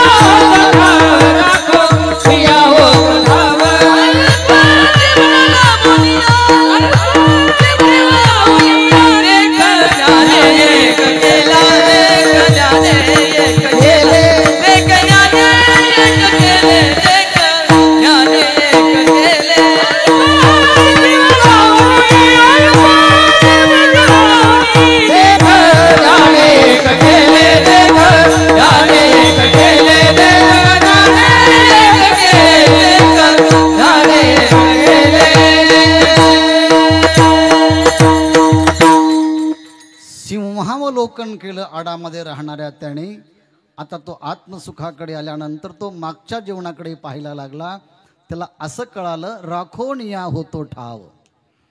मी ह्या प्रपंचातल्या नासक्या, कुचक्या, क्षणभंगूर, दुःखरूप असणाऱ्या वस्तूंना सांभाळून होतो.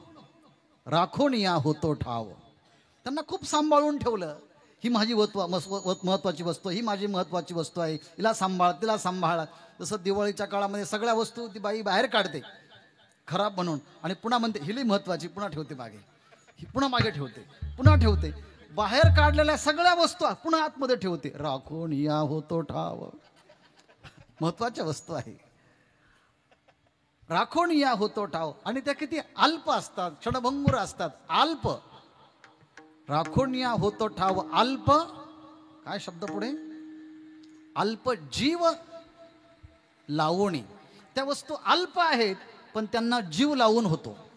जीव लावून होतो म्हणजे माझ्या वस्तूकडे कोणी पाहायचं नाही, मी माझी वस्तू दाखवणार नाही, माझी वस्तू ही पहिल्यांदा माझीच आहे. तुम्ही जर माझ्या वस्तूकडे पाहिलं तर माझ्या वस्तूला दृष्ट लागेल. म्हणून बऱ्याच वस्तू लोक नवीन नवीन आणतात ना, दाखवतच नाही कोणाला ते, पण अगोदर अनेक लोकांनी पाहिलेल्या असतात त्या वस्तू. पण माझं घड्याळ हे माझंच घड्याळ आहे, माझी गाडी ही माझीच गाडी आहे. अरे पण तू दुसऱ्याची गाडी होती, दुसऱ्याचं घड्याळ होतं ना. अल्प जीव लावून, त्या वस्तू अल्प आहे, छोटे आहे, क्षणभंगूर आहे, पण त्याला जीव लावून होतो. पण जे माझं आहे ते कधीच माझ्याजवळ राहत नाही, आणि जे माझं नाही त्याला जवळ ठेवण्याचा प्रयत्न केला तर ते राहणार नाही, आणि जे माझं आहे कधी जात नाही. आपुले जे साचे ते कल्पांतीही नवचे, हे जाणोनी गताचे न सोचे जो. जे माझं आहे ना त्याला कोणी नेऊन जाऊ शकत नाही, आणि जे नेतात ते माझं नाही. त्यामुळे हसायला लागला.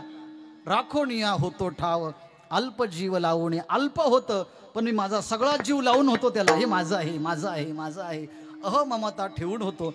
पण आता या संतांच्या जवळ गेलो आणि हे सज्जन मला भेटले आणि जीवनामध्ये कायमची विश्रांती प्राप्त झाली. तू का म्हणे पीठे धने,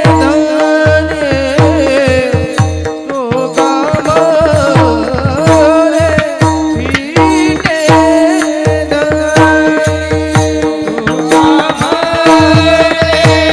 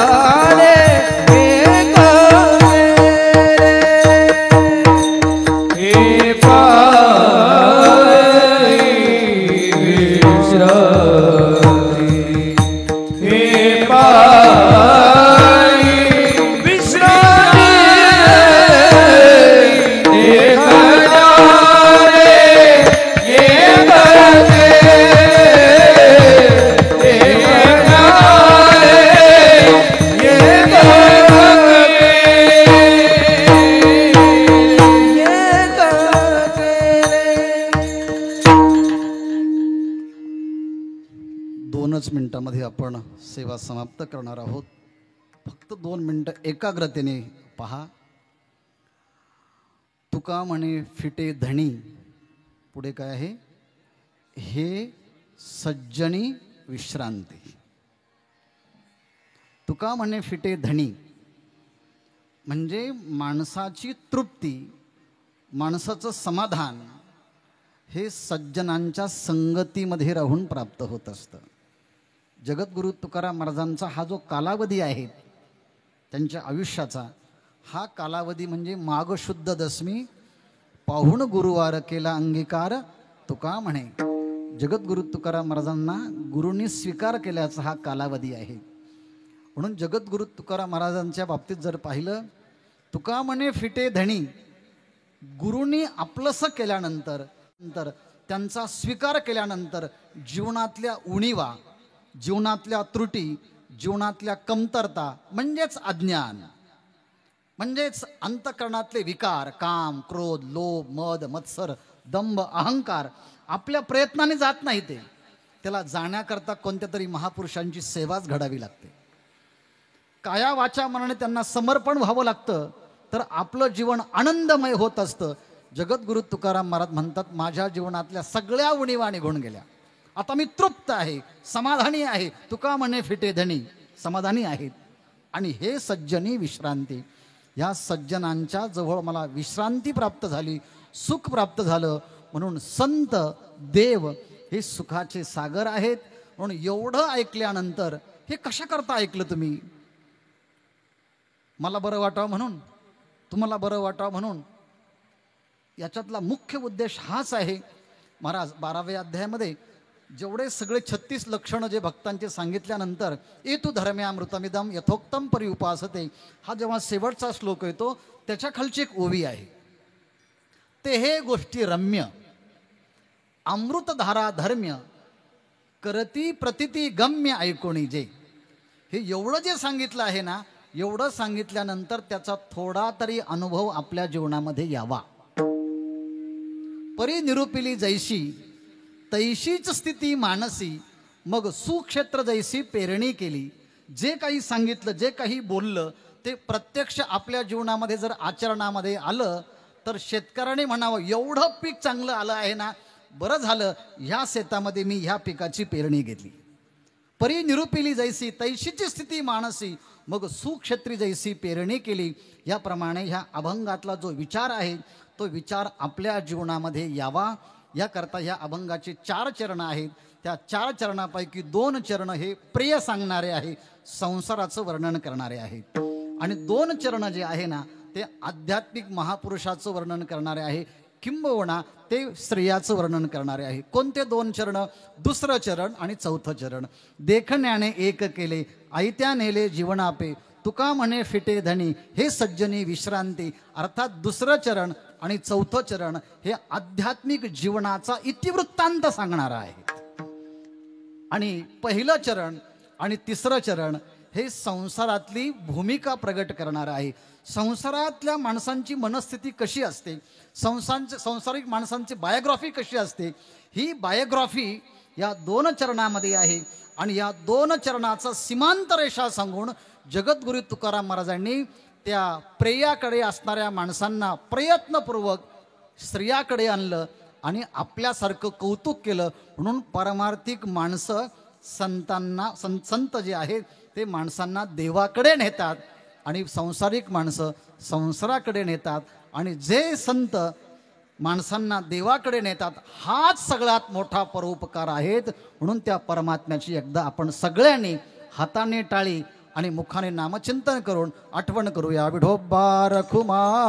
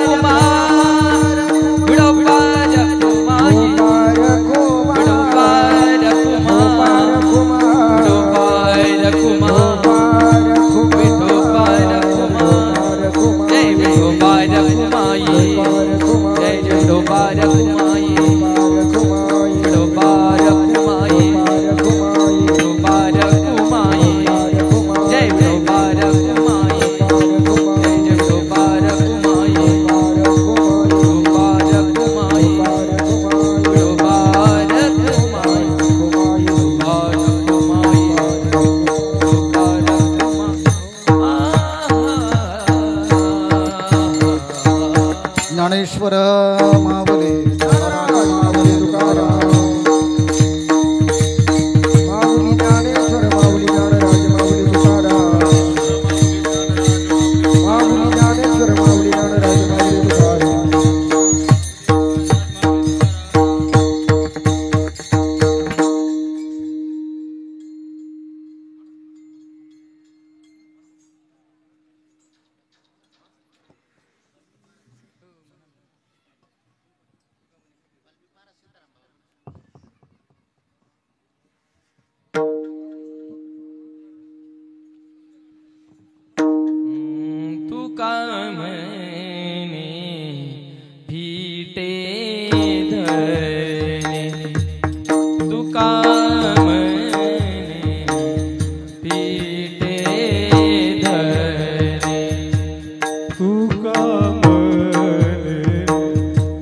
फिटे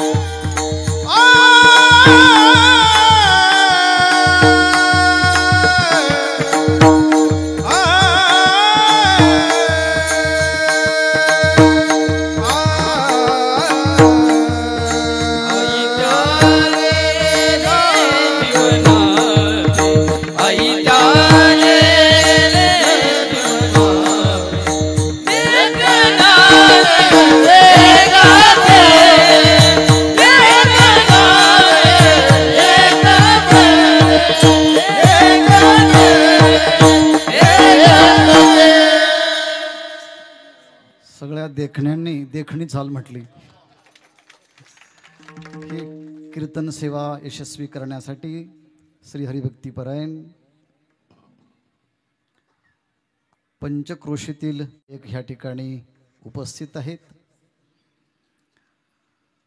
राहुल महाराजांची ही वारकरी शिक्षण संस्थेतले सगळे विद्यार्थी आहेत. शिंदेवाडीतले सगळे वाल्मिक महाराज तुमच्या सहित सगळे आहेत. नाही, वाल्मिक महाराज म्हटलं.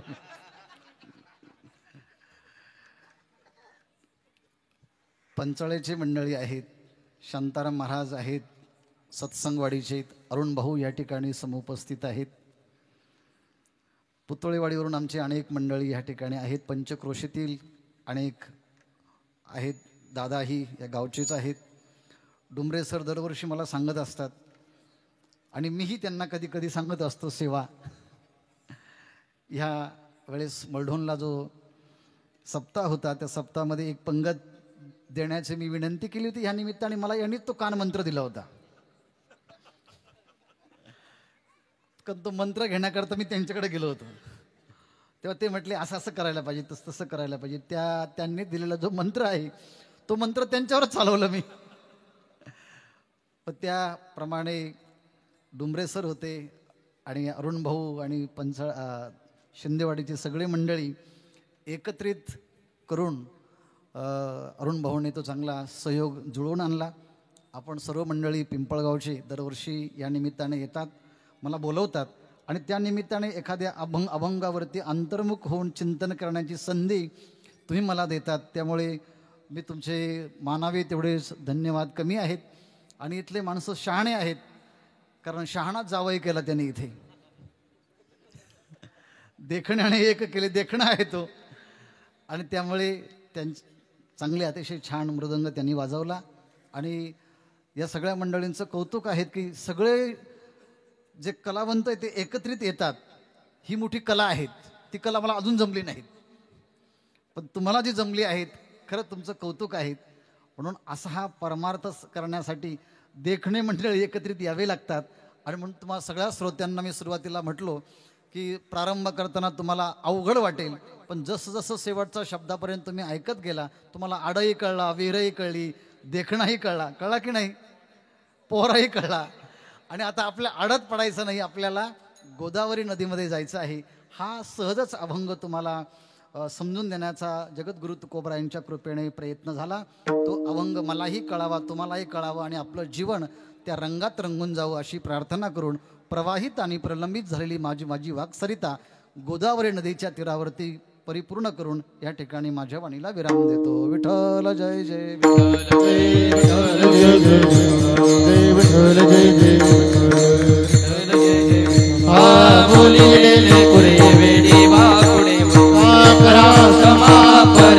महाराज